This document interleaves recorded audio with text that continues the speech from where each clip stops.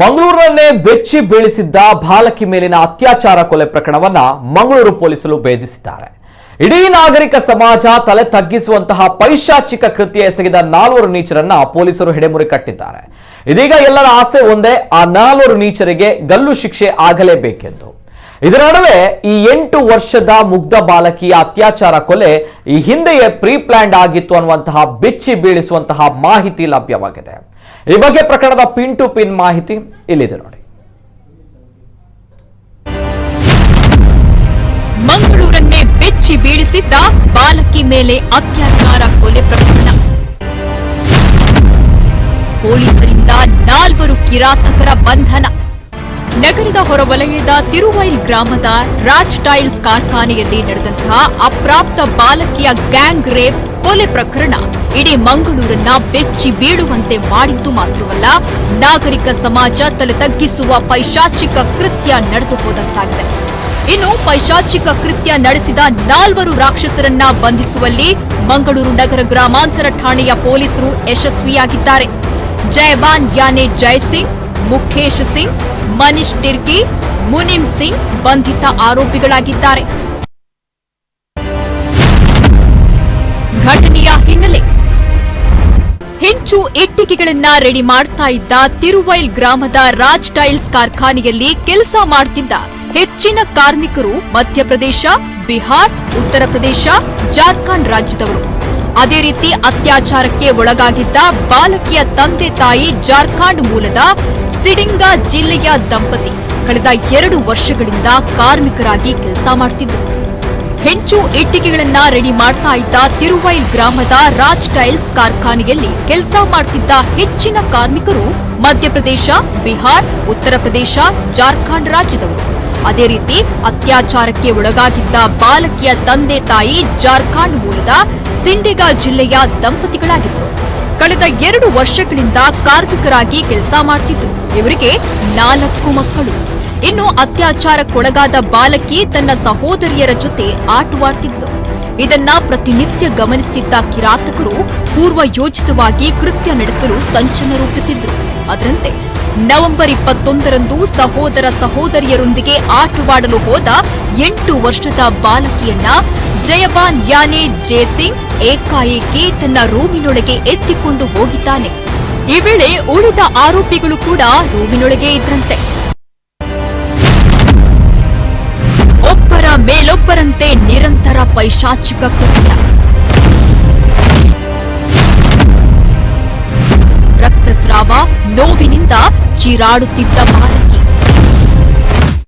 ಬಾಲಕಿಯನ್ನ ರೂಮಿಗೆ ತಂದ ಕೂಡಲೇ ಮುಖೇಶ್ ಸಿಂಗ್ ಹಾಗೂ ಇತರ 3 ಸಹ ಕಾರ್ಮಿಕರು ಬಾಲಕಿ ಮೇಲರಗಿ ಪೈಶಾಚಿಕ ಕೃತ್ಯ ನಡೆಸಿದ್ದಾರೆ. ಓರ್ವ ಕಾರ್ಮಿಕ ಕೃತ್ಯದಲ್ಲಿ ತೊಡಗಿದ್ದ ವೇಳೆ ಹೊರಗಡೆಯಿಂದ ಯಾರಾದ್ರೂ ಬರ್ತಾರೆಯೇ ಅಂತ ರೂಮಿನ ಬಾಗಿಲ ಬಳಿ ಉಳಿದವರು ಕಾವಲು ಕಾಯ್ತಿದ್ರು. ಒಬ್ಬರ ಮೇಲೊಬ್ಬರು ನಿರಂತರ ನಡೆಸಿದ ಪೈಶಾಚಿಕ ಕೃತ್ಯದಿಂದ ಬಾಲಕಿ ರಕ್ತಸ್ರಾವ ಮತ್ತು ನೋವಿನಿಂದ ಚೀರಾಡಿದ್ದಾಳೆ. ಇದರಿಂದ ಹೆದರಿದ ಜಯಬಾನ್ ಯಾನೆ ಜಯಸಿಂಗ್ ಆಕೆಯ ಕತ್ತು ಹಿಸುಕಿ ಸಾಯಿಸ್ತಾನೆ. ಕೃತ್ಯ ಎಷ್ಟು ಘೋರ ಮತ್ತು ಭೀಕರವಾಗಿತ್ತೆಂದ್ರೆ 4ನೆಯ ಆರೋಪಿ ಮುನಿಮ್ ಸಿಂಗ್ ಬಾಲಕಿ ಮೇಲೆರಗಲು ಮುಂದಾದಾಗ ಅದಾಗಲೇ ಪ್ರಾಣ ಬಿಟ್ಟಿರ್ತಾಳೆ. ನಂತರ ಈ ಕಿರಾತಕರು ಸಾವನ್ನಪ್ಪಿದ ಬಾಲಕಿಯ ಹೆಣವನ್ನ ಹತ್ತಿರದಲ್ಲೇ ಇರುವ ತೋಡಿನೊಳಗೆ ಅಂದ್ರೆ ಡ್ರೈನೇಜ್ಗೆ ಬಿಸಾಡ್ತಾರೆ. 4ನೇ ಆರೋಪಿ ಮೇಲೆರಗಲು ಮುಂದಾದಾಗ ಪ್ರಾಣ ಬಿಟ್ಟ ಬಾಲಕಿ ಕತ್ತು ಹಿಸುಕಿ ಬಾಲಕಿಯನ್ನ ಸಾಯಿಸಿದ ಕಿರಾತಕರು. ಇದಾದ ನಂತರ ಜಯಬಾನ್ ಯಾನೆ ಜಯಸಿಂಗ್ ಹಾಗೂ ಮನೀಶ್ ಟಿರ್ಕಿ ಯಾರಿಗೂ ಸಂಶಯ ಬಾರದಂತೆ ಫ್ಯಾಕ್ಟರಿಯಲ್ಲೇ ಉಳಿದಿರ್ತಾರೆ. ಉಳಿದ 2 ಆರೋಪಿಗಳು ಪುತ್ತೂರಿಗೆ ಪಲಾಯನ ಮಾಡ್ತಾರೆ. ಘಟನೆಯ ಬಳಿಕ ಬಾಲಕಿ ನಾಪತ್ತೆ ಪ್ರಕರಣ ಬೆಳಕಿಗೆ ಬಂದು ಬಾಲಕಿಯ ಹೆತ್ತವರು ಸೇರಿ ಇತರ ಕಾರ್ಮಿಕರು ಶೋಧ ಕಾರ್ಯದಲ್ಲಿ ತೊಡಗಿದಾಗ ಈ 2 ದುರುಳರು ಆಕೆಯನ್ನ ಹುಡುಕಾಡುವ ನಾಟಕವಾಡ್ತಾರೆ. ಈ ಹಿಂದೆಯೂ ಬಾಲಕಿಯ ಮೇಲೆ ನಡೆದಿತ್ತು ದೌರ್ಜನ್ಯ. ಜಯಬಾನ್ ಯಾನೆ ಜಯಸಿಂಗ್ ಹಾಗೂ ಮನೀಶ್ ಟಿರ್ಕಿ ಫ್ಯಾಕ್ಟರಿಯ ಒಂದೇ ರೂಮಿನಲ್ಲಿ ವಾಸ ಮಾಡ್ತಿದ್ರು. ಈ ವೇಳೆ ಬಾಲಕಿಯನ್ನ ಆಗಾಗ ರೂಮಿಗೆ ಕರೆದೊಯ್ದು ಆಕೆಗೆ ಚಾಕೊಲೇಟ್, ಚಿಕ್ಕಿ ಮುಂತಾದ ಸಿಹಿ ತಿನಿಸನ್ನ ನೀಡುತ್ತಿದ್ರು.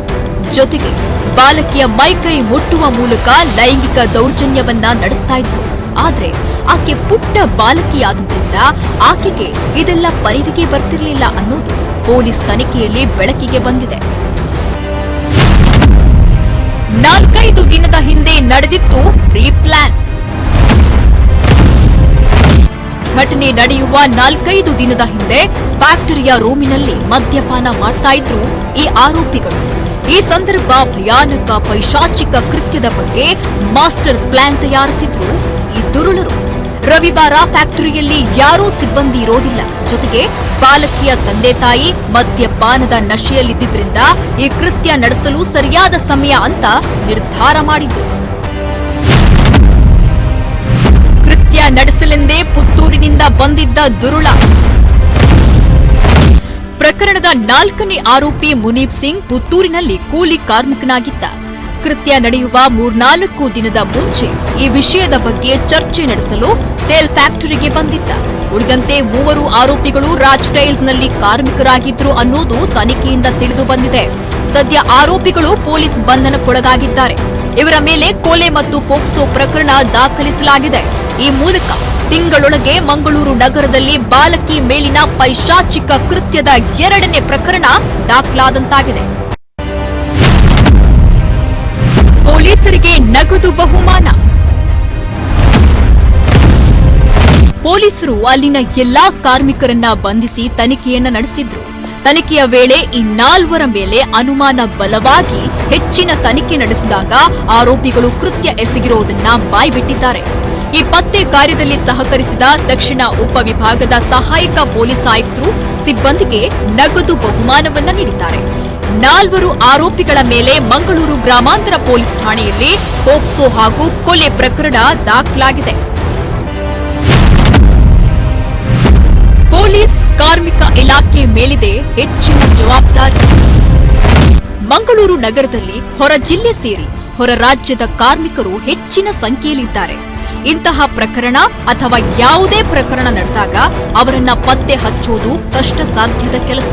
ಆದ್ದರಿಂದ ಪೊಲೀಸ್ ಮತ್ತು ಕಾರ್ಮಿಕ ಇಲಾಖೆ ಇಂತಹ ಕಾರ್ಖಾನೆಯಲ್ಲಿ ಕೆಲಸ ಮಾಡುವ ಕಾರ್ಮಿಕರ ಮೇಲೆ ಜೊತೆಗೆ ಇವರನ್ನ ಕರೆತರುವ ಮುಖಂಡನ ಮೇಲೆ ನಿಗಾ ವಹಿಸಬೇಕು. ಕೆಲವರು ಹಣದ ಆಸೆಗೆ ಇಲ್ಲಿ ಕೆಲಸಕ್ಕೆ ಬಂದು ಕಳವು, ಅತ್ಯಾಚಾರ, ಕೊಲೆ ಕೃತ್ಯದಲ್ಲಿ ಭಾಗಿಯಾದ್ರೆ ಅವರನ್ನ ಟ್ರೇಸ್ ಮಾಡುವುದು ಕಷ್ಟದ ಕೆಲಸ. ಕಾರ್ಮಿಕರ ಒಟ್ಟು ಮಾಹಿತಿ, ಹೊರ ರಾಜ್ಯದವರ ಸಂಖ್ಯೆ ಮತ್ತು ಫ್ಯಾಕ್ಟರಿಯಲ್ಲಿರುವ ಮಕ್ಕಳು, ಹೆಣ್ಣು ಮಕ್ಕಳ ಸಂಖ್ಯೆಯನ್ನ ನೀಡುವಂತೆ ಸೂಚನೆಯನ್ನ ನೀಡಲಾಗಿದೆ ಮತ್ತು ಸಿಸಿ ಕ್ಯಾಮೆರಾಗಳನ್ನ ಅಳವಡಿಸಬೇಕು ಅಂತ ಸೂಚನೆಯನ್ನ ನೀಡಲಾಗಿದೆ. ಒಟ್ಟಿನಲ್ಲಿ ಈ ಪೈಶಾಚಿಕ ಕೃತ್ಯ ಇಡೀ ದಕ್ಷಿಣ ಕನ್ನಡ ಮಾತ್ರವಲ್ಲದೆ ನಾಗರಿಕ ಸಮಾಜ ತಲೆ ತಗ್ಗಿಸುವಂತೆ ಮಾಡಿತು. ಈ ಕೃತ್ಯ ಎಸಗಿದ್ದ ಆರೋಪಿಗಳನ್ನ ಕಠಿಣ ಶಿಕ್ಷೆಗೆ ಗುರಿಪಡಿಸಬೇಕು ಅಂತ ಸಾರ್ವಜನಿಕರು ತಮ್ಮ ಆಕ್ರೋಶವನ್ನ ವ್ಯಕ್ತಪಡಿಸಿದ್ದಾರೆ.